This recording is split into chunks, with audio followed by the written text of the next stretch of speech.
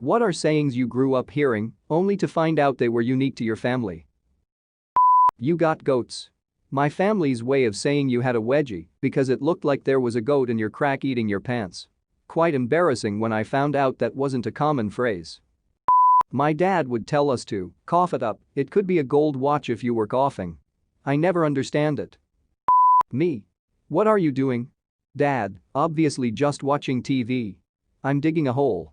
Teaching the Pope to play darts. So, you working on the computer there?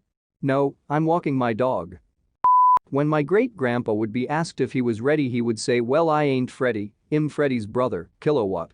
No one understood, but when I'm the ancient person in the family, I'm gonna start saying it too, to bewilder my younger family members. Younger me. Dad, I don't want to walk downstairs at night. It's too dark. Dad. There's no monsters. We can't afford monsters. The term to disconquer, meaning to disagree. Tried using it once in a class and got some serious sideways looks. Teacher had to break it to me that it is not a valid word. Disconquer is a perfectly cromulent word, in my opinion. Yeah, we should all embiggen our vocabulary. To the empowerage of words. One I still don't understand is, what are you doing? Posing for animal crackers? I mean, I understood the meaning, but the reference was beyond me. Basically when I was standing around during work and not doing anything. Dad had a lot of weird ones. Hahaha, this made me laugh. I'd get what you doing, waiting for the number 9 bus. What time dark was something we would say to ask like the general question of when was like dinner and downtime.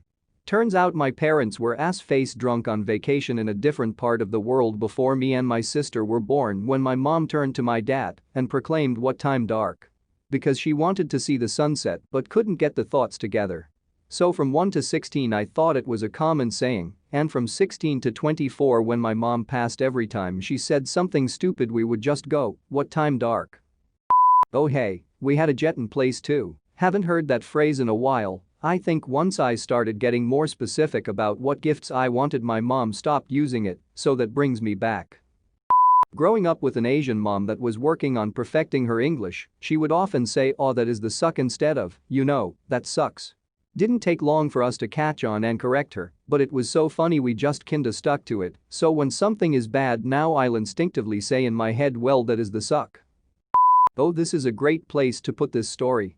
Growing up I spent a lot of time at my grandparents' house, and for years and years and years, I always heard my grandpa calling my grandma Dingwa.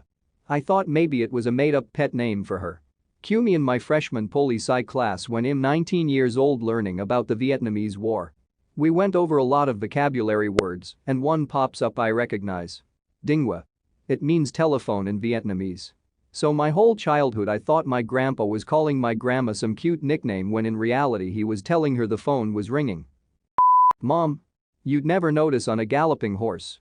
No one really looks closely at you. In my house, the equivalent was a blind man running for a bus would be pleased to see it. I had a Vietnamese customer that used to say too many confusion when he didn't understand something. That was like 10 years ago, and I still say it when I am stressed at work. My mom would always say it's behind the milk. When we would look for something and couldn't find it. Inevitably whatever we were looking for one day was simply behind the milk in the fridge and we couldn't find it. My mom exclaimed this from across the house in frustration, and it became the exclamation for anything someone is trying to find. Meaning look harder, actually move other objects instead of just blankly staring.